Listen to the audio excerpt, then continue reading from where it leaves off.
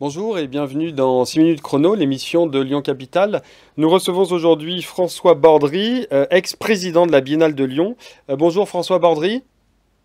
Bonjour monsieur, très heureux. Mer- Merci d'avoir accepté notre invitation. Donc vous avez été président de la Biennale de Lyon qui regroupe à la fois la Biennale d'art contemporain qui se passe les années impaires et la Biennale de la danse qui se passe les années paires. Vous venez de démissionner de votre poste de patron, de président de la Biennale de Lyon. Quelles sont les raisons qui vous ont poussé à cette démission qui a surpris tout le monde à Lyon? C'est parce que j'étais un peu exaspéré de la façon dont manifestement on m'annonçait que je devais quitter la présidence alors qu'il paraît que j'avais quand même correctement travaillé, en tout cas beaucoup, et que il fallait renouveler largement le conseil. J'ai appris qu'après J'ai appris après qu'il était question de renouveler tous ceux qui n'étaient pas véritablement ouverts au socialisme, j'imagine. Et donc, après, comme Dominique Hervieux a démissionné, brutalement, elle aussi, et tout d'un coup, il n'y avait plus de président. On se dit, ah bah Bordry, après tout, on va bien l'exploiter encore un mois, 2 mois, 6 mois, et puis après, on le jettera de la même manière qu'on avait prévu de me jeter aujourd'hui, quoi, enfin ces jours-ci. On a eu effectivement, suite à votre démission que vous avez annoncée par voie de presse, on a eu à Non, Lyon non, non, Capital. non. Je suis désolé, j'ai pas annoncé du tout. Et là, ça s'appelle un mensonge. Ma démission a été annoncée en réunion en présence de toutes les tutelles. Vous pouvez tout à fait interroger le directeur régional des affaires culturelles, le DRAC, représentant l'État, la maire adjointe, Madame Perrin-Gilbert, la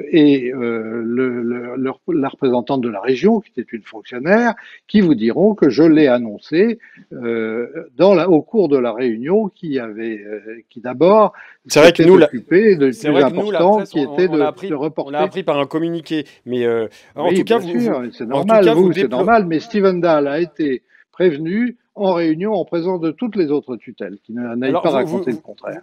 d'accord. Alors, Et je l'avais menacé plusieurs fois, je l'en avais menacé plusieurs fois depuis 15 jours ou 3 semaines au téléphone, que si ça se passait comme ça, je alors oui, mais alors démissionnerais. c'est vrai qu'on a eu Monsieur Van Stevendel dans les colonnes de Lyon Capital le lendemain de votre démission, J'ai et vu. qui, alors lui, parle de grossièreté, de procès d'intention, de coups Voilà. médiatiques. On sent que les rapports sont quand Oui, même bien très très sûr. tendus.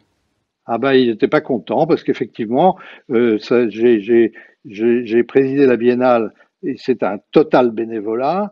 À une période de crise, dans l'équipe précédente, municipale, on m'a demandé de remettre l'association en état parce qu'il y avait le départ dans des conditions un peu compliquées de la directrice générale et ça m'a coûté 3 jours par semaine à Lyon, moi qui ne suis pas lyonnais, bénévolement, 3 jours de travail au moins par semaine.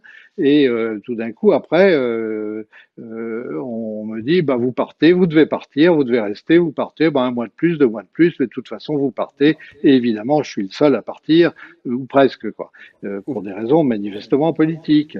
Pour des manifestations politiques. Est-ce que vous dites qu'il y a eu une absence totale de concertation de la métropole écologiste sur, sur l'action culturelle? Est-ce que vous pouvez nous en dire un peu plus? Bah, écoutez, la première chose qui a quand même été évidente, hein, et la Biennale n'a pas été la seule visée, c'est par la presse, et alors là, véritablement par la presse, qu'on a appris que les usines Fagor devaient partir dès 2023, c'est-à-dire dès la fin de la prochaine Biennale, parce que on allait en faire un hangar à autobus, non à tramway, pardon. On y a tous les bureaux de la Biennale sont là-bas, et ça encore, ça peut se déménager dans d'autres bureaux, mais sans aucune concertation, on l'a pris par la presse, donc sans qu'aucune concertation en ait eu lieu, et ensuite sans qu'il y ait aucune solution. Alors on nous a effectivement, 3 mois après, fait visiter un terrain à Oulin, à la Mulatière, mais je suis prêt à parier, qui ne sera pas aménagé à temps en 2024 pour la biennale, parce que d'abord ça coûtera beaucoup plus cher d'investissement, il n'y a pas de chauffage, il n'y a pas d'électricité, il n'y a rien du tout, c'est la première fois que je vois annoncer comme ça qu'on supprime un lieu culturel aussi important pour les nuits sonores, pour la Biennale et d'autres, et le street food, et sans aucune concertation et sans qu'aucune solution de rechange n'a été trouvée. Or, si on va dans une friche industrielle, il est évident que ça coûte cher, mais surtout, ça prend du temps de faire des travaux. Juste une petite dernière question parce que le temps passe vite. Vous émettez un avertissement à l'endroit de la métropole en disant que un jour peut-être que la Biennale pourrait partir de Lyon pour aller à Paris? Écoutez, c'est pas un vœu. Si ça avait été un vœu que ça reparte à Paris, j'aurais pas consacré des années, ça fait 15 ou 20 ans que je m'occupe Avertissement. bénévolement de la Biennale à Lyon. Je n'aurais pas fait ça pendant 20, 15 ou 20 ans si c'était pour le souhait qu'elle parte. En revanche, je vois tous les 2 ans des articles fleurir dans la presse parisienne et dans la presse culturelle pour dire ah mais cet événement ce serait beaucoup mieux que ce soit à Paris. Donc je suis prêt à parier que s'il y a une faiblesse, s'il n'y a pas de soutien véritable, si on fait uniquement, si on fait n'a plus la même exigence de création et d'image internationale de cette biennale, si on fait seulement du local, il est évident que la nature ayant horreur du vide, on va se retrouver avec une biennale à Paris. Et c'est pas ce que je souhaite. Pour une fois qu'il y avait un grand événement, aussi bien pour la danse que pour l'art contemporain, qui avait pu devenir la principale biennale du monde, d'Europe en tout cas, et du monde pour la danse, ce serait quand même dommage que ça revienne à Paris. Bien sûr, bien sûr. Merci François Bordry d'avoir été dans 6 minutes chrono que vous pouvez J'en retrouver suis sur très triste. J'en suis très www.lioncapital.fr. triste parce que c'est vraiment Très très bien. dommage. C'est la première fois que qu'on arrive à manipuler comme ça du culturel au profit d'une politique qui est malheureusement politicienne. Au revoir et Merci merci. beaucoup. Merci François Bordry, merci. Bonne journée.